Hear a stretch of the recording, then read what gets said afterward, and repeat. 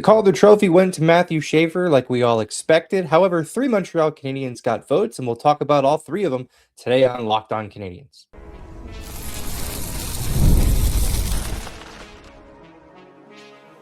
You are Locked On Canadiens, your daily podcast on the Montreal Canadiens. Part of the Locked On Podcast Network, your team every day. Hello, everyone. Welcome into another episode of Locked On Canadiens. My name is Ian Boisvert, also known as that. Maybe it's Ian. Thank you, as always, for joining us. Hey, let's jump right into it. The NHL's awards voting for the Calder Trophy was announced today. We have had suspected for a while that the New York Islanders' Matthew Schaefer was going to win this award, and win it he has. A unanimous decision. He was the only player to receive first place votes. He received all first place votes, all 198 of them. To be exact. Interestingly enough, though, the race was for second place, honestly, is what we all kind of thought. And it goes to Demidov, who finishes in second. I want to talk about all three of the Canadians who ended up with votes for the Calder Trophy. I want to talk about what happened with Arber Xhekaj in game number 4 of the Canadiens' second round series against the Buffalo Sabres, because don't know if you noticed this, didn't play a lot. And it was a rather interesting course of events for him and the Montreal Canadiens. And then finally, we'll wrap up as you're listening to this. Game 5 in Buffalo is tonight. We'll talk about, I found some figures that I liked that I want to bring up to sort of talk about what I'm expecting for Game 5 and what the Montreal Canadiens need to do, or should at least reliably be able to do in Game 5. So let's start with our rookies. It's a real fun crop of rookies this time around. It has been for a little bit. Of course, Lane Hutson wins it last year, and some kid named Macklin Celebrini finished in the top 3, as did Dustin Wolf. So, I think the game is in as good of a place as it's been in a long time. The rookie voting every year really points out just how strong things are. And this year, really no exception. Of course, Matthew Schaefer was exceptional. It was obvious he was going to win this, just sort of like last year. It was obvious after a little while. It was Lane Hutson's trophy to lose. Hutson was not as unanimous as this, and I think that makes a lot of sense just considering what Matthew Schaefer was able to do. But Ivan Demidov finishes in second place, 120 second place votes. Beckett Seneca in third with 41 second place votes. And interestingly enough, just off the podium and the highest rated goaltender in this a Calder voting exercise was one Jakub Dobes. 32 second place votes, 23 third, 55 fourth, and 25 fifth place votes. Also receiving votes for Montreal, Arber Xhekaj, 3 fourth place, Kapanen. I did it to myself. 3 fourth place votes, 7 fifth place votes. So he's on there. He was seemingly the last of the we'll just throw a vote at him kind of guys. Justin Sordiff for Washington got a 4th and a 5th. Justin Hertzkovian out of Dallas got a 5th.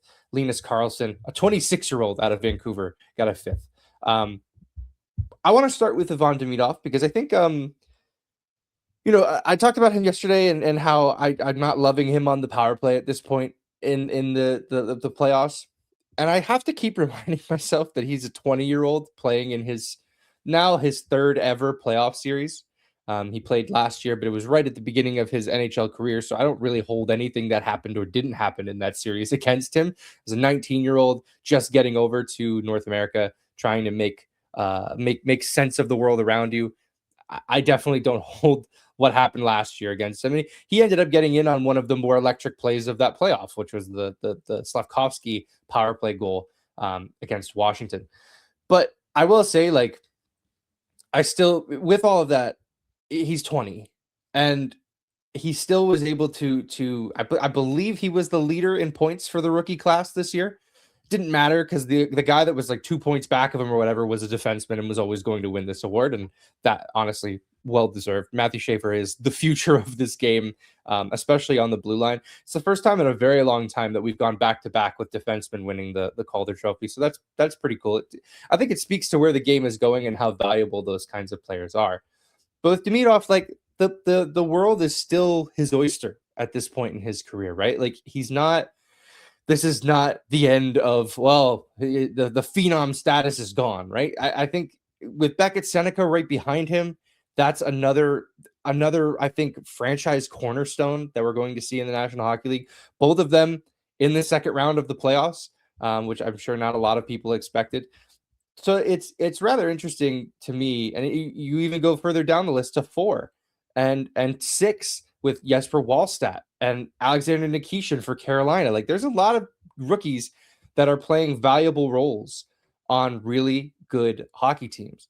So I will reiterate what I said last year with Lane Hudson, and I think the same thing goes for Ivan Demidov. The Ivan Demidov that we saw this year finish second in Calder voting is the worst version of that player we're going to see, which should be that you should be excited by that. I think that wording is always very funny because it seems like I'm taking a shot at them, but really I'm just saying the trajectory that this player is on is one of superstardom. And that his 60 some odd point season that we're looking at now, we'll look at a few years from now and go, yeah, but now he's in the 90s and hundreds. Like, that's the kind of player that Montreal thinks they have here. So Ivan Demidov, congratulations for your second place finish. In fourth place and top rated amongst the goaltenders is Jakub Dobes. I was expecting him to get votes. Don't get me wrong. But it really felt like Jesper Wallstedt out of Minnesota was going to be regarded as the top goaltending rookie this year, and he wasn't. In the voting, Jesper Wallstedt only got 3 second place votes as opposed to 32 for Jakub Dobes, which I thought was special.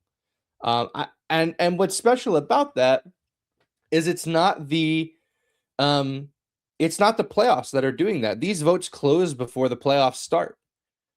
So this is based entirely on his regular season, which statistically was pretty okay, right? Like, even by goaltending standards today, it was just okay. I think the voters probably just looked at the fact that the Canadiens struggled in net this year. Montembeault lost it, and somebody needed to step up and claim it, and Jakub Dobes did in a big way. So I'm really happy to see him get the recognition that I think he deserves for the playoff he's having, but for the regular season, it's very bizarre that kind of worked out the way that it did. I also just, like, after everything that happened in game 3 with him and how the moments that he had in that game, he has quickly catapulted his way up my list of favorite dudes on this team. So that's all very, very cool.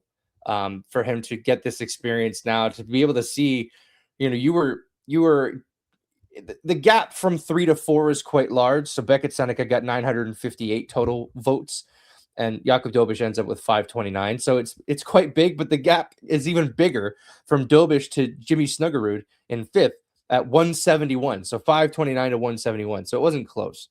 So really interesting that he finds himself in there, and that in back-to-back years, we've got quite a few strong rookie goaltending performances. Teams are not afraid to go to rookies as often as maybe they used to. They, wasn't something that happened all that often in the past. And when they did go to rookie goaltenders, they didn't really have all these explosive seasons.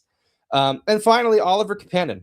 He gets 10 total individual votes. It ends up with 16 vote points with the way that they do it.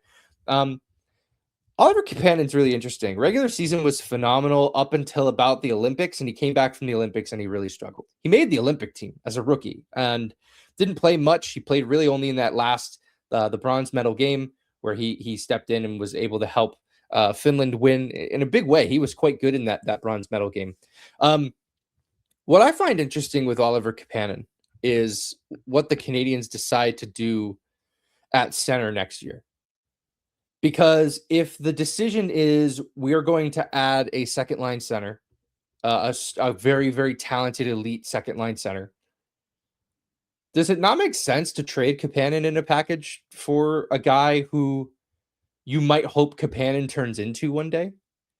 I'm very curious with that file particularly to see what the Canadiens decide to do, because with Kapanen there and with Xhekaj on the way, is there room for all of these guys? And it not only is there room for all of these guys, if you can improve your team now with a player who will be around for a while and be able to play at a high level, does Kapanen make sense to keep on this team at all? I'm very interested in that aspect of Kapanen's future in Montreal. I look at him almost like a supercharged Emil Heinemann, in that it's a guy you would love to keep around, but if a team is offering you a legitimate, two-way centerman who can chip in offensively and play reliably with Ivan Demidov, maybe that's the path you decide to go if you're the Montreal Canadiens, especially in a year where the free agent pool is terrible. With Charlie Coyle signing, there's essentially no good options to play higher in the lineup at the center position. So I know it's funny. I was like, Demidov, great year. Dobes, great year. Kapanen, maybe they trade him. I feel like that's maybe not the fairest way I could have handled this, but congrats to all three of those guys on just great seasons. And it speaks to the youth movement in Montreal and how they've still got some rookies that haven't made an impact yet. Could David Reinbacher be in this conversation next year? Could Michael Hage be in it a year from now, 2 years from now? So there's more to come from Montreal. An exciting announcement nonetheless. All right, let's step aside. When we come back, I want to talk about Arber Xhekaj because he played less than 4 minutes in Game 4, and I don't necessarily think that that's a bad thing, but I wonder if Montreal is looking to make a change for Game 5, and we'll get into that in just a minute here on Locked On Canadiens. If you've got that sweet tooth like I do, you know how tough it is to find that perfect treat without all the sugar. That's why Cotton Candy 5-Hour Energy Shot brings that nostalgic flavor back in a whole new way. It's that classic cotton candy taste you remember, with a tasty caffeine boost and zero sugar. It's a quick and easy way to satisfy that sweet craving while keeping things simple and on the go.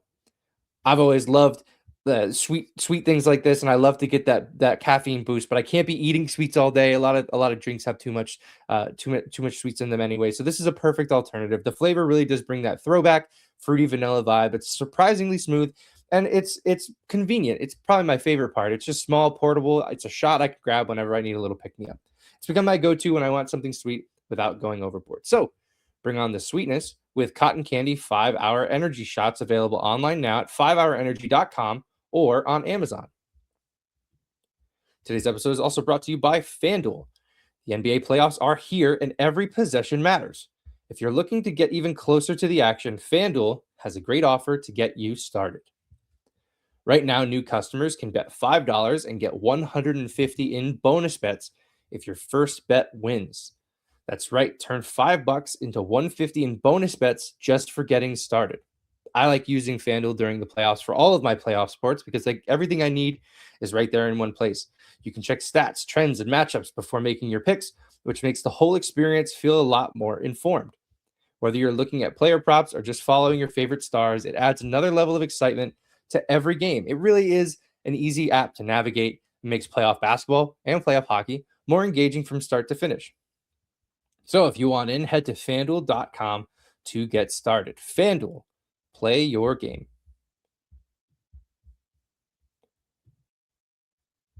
All right, welcome back. Hey, if you've got ad fatigue, you want to hear me stop reading these things, go check out our Everydayer Club. You'll get ad-free episodes of every episode of this show. Plus, you'll get access to a Discord server with myself and Laura and all the other Everydayers of this show, so that you guys can all hang out and we can hang out with you and chat about big news that's happening, or once we get enough people in there where it's quite a conversation, we'll chat in there during games. So it'll be a lot of fun. Go check it out. It's in the link below this video, lockedoncanadiens.supercast.com.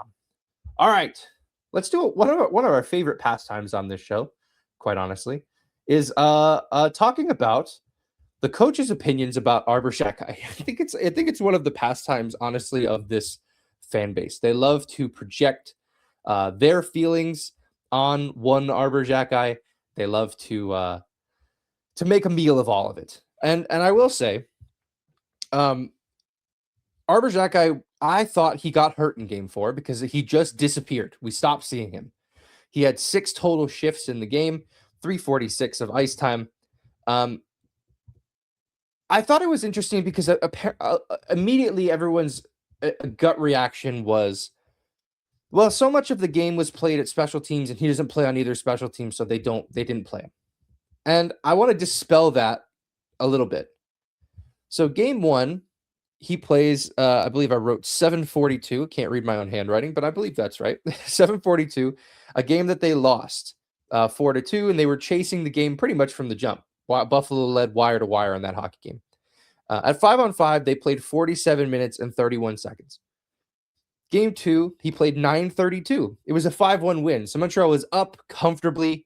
They stayed up, and there was 38 minutes and 46 seconds of 5-on-5. So the 5-on-5 time went down, but because of the game script, he played more. They were able to play him more. They weren't chasing a game. They weren't having to defend a very close lead. They were comfortably in control of that hockey game. So Arber Xhekaj got to play more.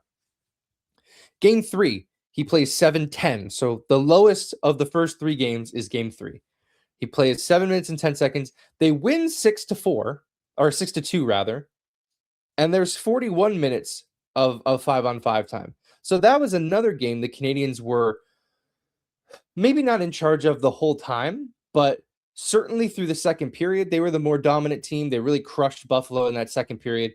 And the third period started with Buffalo really pushing to try to tie the game. Montreal forced a turnover. They went back the other way, and they went up 5-2, and they never really looked back at that point. Alex Newhook scores the empty net goal. The Canadiens walk out of that one in a game that at times late in the second period, early in the third period, felt like it might get close, but it wasn't. It ultimately wasn't. And Marty still didn't play him all that much. Again, 41 minutes of 5-on-5 total in that hockey game. Arber Xhekaj played 7 minutes and 10 seconds. And then we moved to game 4, a game that Montreal loses 3-2, but a game that, Montreal was leading after the first period. They led for half the second period, and then they were tied. And then they were tied for a portion of the third period before Buffalo scored to take the lead. At that point, I understand not playing Arber Xhekaj. He doesn't help you get back in hockey games. That's not what he's there to do. With all that said, though, they played 38-19 of 5-on-5. So that is, he played 3 minutes and 46 seconds in game 4. And the reason I want to dispel the whole, they didn't play enough at 5-on-5. In game 2, there was almost about the same 5-on-5 time. 38-46 in game 2, 38-19 in game 4. Arber Xhekaj played 9.5 minutes in game 2. Yes, the game script was different, right? The score dictated a game that was going to be played differently. But it is odd that he doesn't even play 4 minutes in game 4. So I'm curious if there was something Marty saw. I'll be honest, in the time that he was playing, it's not like he was very good. Looking at the expected goals in that game, he was among the worst on the Montreal Canadiens. It doesn't seem like Marty wanted to give him an opportunity to dig himself out of that in that hockey game. But there probably was opportunity for him to play Arber Xhekaj in that game, and he chose not to. So I'm interested to see if after a loss now he has the opportunity to change this. Because if you look from game 2 to game 3, both of those wins, we all know coaches don't love changing winning lineups, and we know Marty in particular doesn't like to change a winning lineup. In game 2 to game 3, they won both of those games, but Arber Xhekaj's time on ice dropped by over 2 minutes. And there was more 5-on-5 time, and Montreal was in control of both of those hockey games. So I don't know what Marty sees right now with the way that Arber Xhekaj is playing, but I am worried that you're going to start to overtax some of the guys that have to play too much. Primarily, Lane Hutson, Mike Matheson, Alex Carrier, and Noah Dobson. Gooley's playing a lot too, don't get me wrong, but those are the guys who play in just Hutson and Dobson mostly, and mostly Hutson. Hutson plays every situation you can throw at him. So I'm very curious to see if when Game 5 kicks off, and we'll probably find out in Morning Skate if Arber Xhekaj is a member of Morning Skate. I'm very curious to see if this means that Arber's coming out of the lineup in favor of Jaden Struble, who will be playing a very inspired brand of hockey. This is a tango that these two are used to doing. And we kind of, while Dobson was out, we kind of got away from it because they both played well, especially down the stretch. They decided to start playing their best hockey at the best time for the Canadiens, which was excellent. But when they had to do this dance in the past, when one of them had to come out so the other one could play, the one that went in, they got an immediate bounce from that guy. When Struble had to come in for Xhekaj, we saw Struble start off playing well and then kind of play himself out of the lineup. So I'm wondering if Marty's looking for a little bit of a spark here if he goes to Struble, and maybe you can play Struble a little bit more.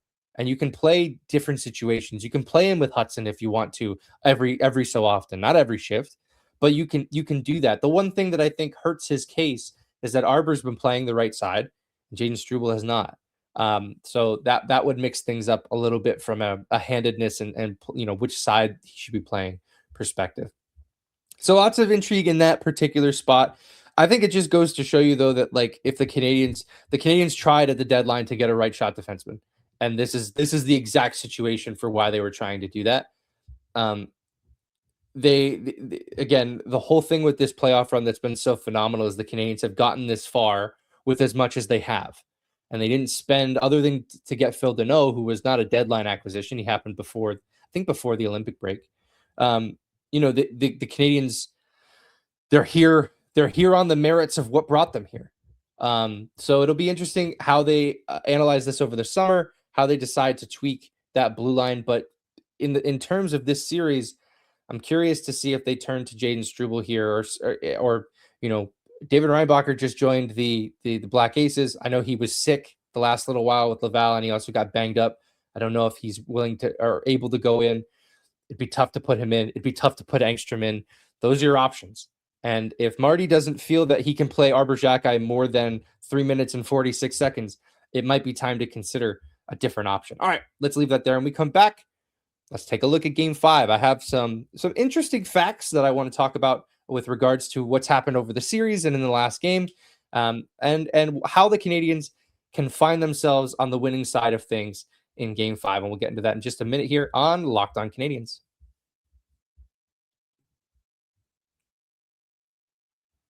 ED is way more common than most guys think. Millions of guys deal with it at some point. And that's exactly why HIMSS offers a straightforward way to handle it.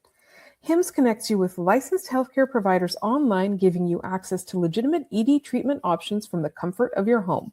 No awkward appointments, no pharmacy lines. Just a straightforward process that makes it easier to take care of yourself. The whole process is simple. You just complete a quick online intake and a provider reviews your information. If treatment is right for you, it ships directly to your door in discreet packaging, which makes the whole experience private and stress-free. It's straightforward, transparent, and designed to make getting care feel easy. To get simple online access to personalized, affordable care for ED, hair loss, weight loss, and more, visit hims.com/lockedonnhl. That's hims.com/lockedonnhl for your free online visit.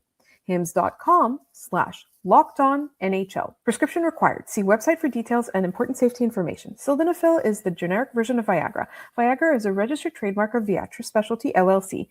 HIMSS is not affiliated with or endorsed by Viatris.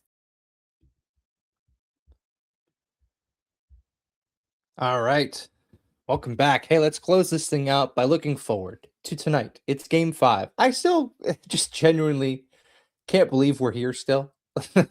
I feel like mentally I'm still in the mix, as Marty was saying. So to be able to talk about a tied series, a 2-2 series in the second round between Montreal and Buffalo of all teams is we're still feeling good. We're living good. Very excited, but nervous to see how this thing plays out. Let's take a look at Game 5. So it shifts back to Buffalo. There are at most 3 games left, but at least 2. And Montreal could put themselves in a really, really good position on Thursday night with a win. Obviously, I don't need to tell you why, but Game 6, Saturday night at the Bell Center. It's going to be the first Saturday night game of these playoffs at home for the Montreal Canadiens. We know that they thrive in these environments. We know that Cole Caulfield, of all people, thrives in that environment. It'll be an 8 p.m. start on Saturday for Game 6, 7 p.m. for Game 5 in Buffalo tonight. So it's really important that the Montreal Canadiens find themselves in a position where they can close out the series on Saturday. Because even if you don't, you buy yourself another game. But it would be very nerve-wracking to have the Bell Center in a situation where they can lose a game instead of win one. The third period in game number 4 felt a lot like the third period in game 1, where actually, there's a lot of parallels between those two games. Montreal didn't start on time. They struggled early, and they never really got it back. In this one, Montreal struggled early in game 4. They did end up coming back in that first period, but then, they couldn't capitalize on the chances that Buffalo was giving them with the penalties that were being called. The third period, though, especially in both game 1 and game 4, Montreal pushed really, really hard to get back in game 1 and to tie game 4. Ultimately, though, the big difference was that Buffalo has suddenly decided to start blocking everything, to block every shooting lane to the front of the net. They blocked a ton of shots, 27-6, I believe, was the total in game 4. That was the highest of their playoffs so far. So that was really the first time this playoffs that Buffalo decided, you know what, we're going to start throwing ourselves in front of rubber and try to make life easy for our goaltender. And I think it was a really effective strategy from them. And Montreal is going to have to find ways to get through those shooting lanes. There are opportunities to shoot. Buffalo's going to allow the shot, but they're going to try to get in front of it. It's not like they're trying to physically cancel you out. They're going to try to throw a body in front of it. Early on in a series, if you're doing that, I feel like I've always felt, and I know Paul Maurice of the Florida Panthers would agree with me, so take that with a grain of salt. But if a guy is going to stand in front of your shot, rip it. Game 1. If you're going to give me an opportunity to ding you up, I'm going to take it. And that's apologize to no one. That's hockey. But for it to be this late in the series, I don't know if Montreal can afford to just start firing pucks at guys to soften them up. I think that the goal here needs to be find better lanes to the net. I'm not sure how that gets accomplished other than moving laterally, faking a shot and moving to the side a few feet and then firing one. I'd like to see Montreal get a little bit more on the rush. They're trying to build that way. Especially if you get up early on Buffalo. I talked about it in game 3 and game 4. Mostly, especially in game 3, but also in game 2. My mistake, game 2, where Montreal got up and Buffalo will try to push and take risks to get back in hockey games. And honestly, their risk assessment has been poor in those situations. The Doc goal in game 3, where he scores in transition, where the Canadiens go back the other way on a 2-on-1. There are 4 Buffalo Sabres below the Canadiens hash marks when the puck is in the slot and the Canadiens are going back the other way. So they don't have a good barometer for when to take those risks, but the Canadiens need to put themselves in a position to take advantage of those, which means they have to get up and stay up. The Newhook line is cooking. We know this. The scoring chances are 22-11 with them on the ice. The high danger chances are 11-6. The goals are 3-0. They've been phenomenal so far. Buffalo doesn't have an answer for them. So if they can continue to score, and especially if Demidov can get off the schneid at 5-on-5 or at all, he hasn't scored in his playoff career to this point. That line is going to continue to have success. The first line is the only line in this series for Montreal to not have a 5-on-5 goal while they're on the ice. They're being outscored 2-0 so far. I think they're playing better. I think Caulfield's playing a little more free right now. He's getting more looks. I thought Slafkovsky was pretty bad in game 4, and I'm not expecting him to be bad in game 5. I think, generally speaking, when guys, especially of the top line, when they have a down game, they bounce back pretty quick. And it's not that I think Slav was just trying too much. A lot of the stuff I said last episode was about them playing hero ball, and he tries to one-on-one guys and it doesn't work.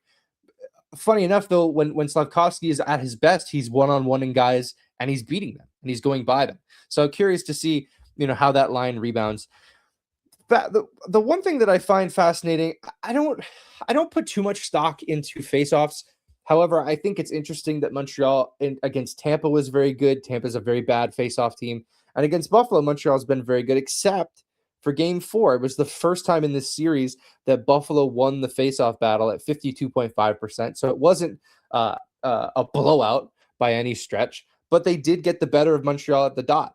And it's only the second time that Buffalo has been over 50% in a game in the playoffs so far. So 10 games in for Buffalo. They've only done this 2 times now. So I'm curious, I don't think, percentages themselves tell us too much about what faceoffs mean for any given play, but it's where you win them, right? It's you need to win them in the defensive zone. You need to win them in the offensive zone. I could care less about a center ice faceoff or a neutral zone faceoff. There's 5 faceoff dots on the ice. I don't care about. I care about the 4 that are in each zone. The 2 in the offensive zone, 2 in the defensive zone. Those are the ones you have to win. I expect to see a much more inspired start from the Montreal Canadiens because I think Buffalo, they're 2-3 on home ice. The Buffalo Sabres, they're much better on the road in these playoffs, as are the Canadiens. So it's funny we talk about home ice advantage. The real home ice advantage for the Canadiens in the first 2 series has been gone. They win on the road, and I think they could put a lot of fear into the Buffalo Sabres if they get up early, and if they get up, they score a lot early on in the hockey game, get up 2 or 3 quick. Buffalo is going to start to try to take those risks. They're going to jump up in the rush. They're going to send 4 players up the ice on the rush. They'll send a defenseman. There will be opportunities to score in counterattack, and the Canadiens will need to be ready to take advantage of those. I'm very excited to get that kicked off, to see Game 5, to see what the Canadiens are able to do, and then I'll be back with you all tomorrow after the game to talk about it. Hopefully, talking about how Montreal has taken a 3-2 series lead home to the Bell Center with a chance to close it out on Saturday night. That's going to do it for us today on this episode of Locked On Canadiens. I want to thank you for tuning in, for subscribing wherever you get your podcast. Doing that supports us here on the show and ensures that you do not miss an episode. You can follow the show everywhere we're posting things at Locked On Canadiens, Blue Sky, Instagram, and TikTok primarily. You can send us mailbag questions. LockedOnCanadiens@gmail.com is the best way to do that. I'm doing a mailbag after the game tomorrow, so send in your questions. I'll do my best to get to as many of them as I can by myself. Sometimes it's tricky navigating all of these different tabs and screens as things are going, but I will do my best. I hope you will have mercy on me if I do not get to all of your questions. You can find me at Maybe It's Ian. You can find my standard co-host, Laura Saba, at The Active Stick. Once again, thank you for tuning in. Enjoy Game 5. I'll see you afterwards. Take care.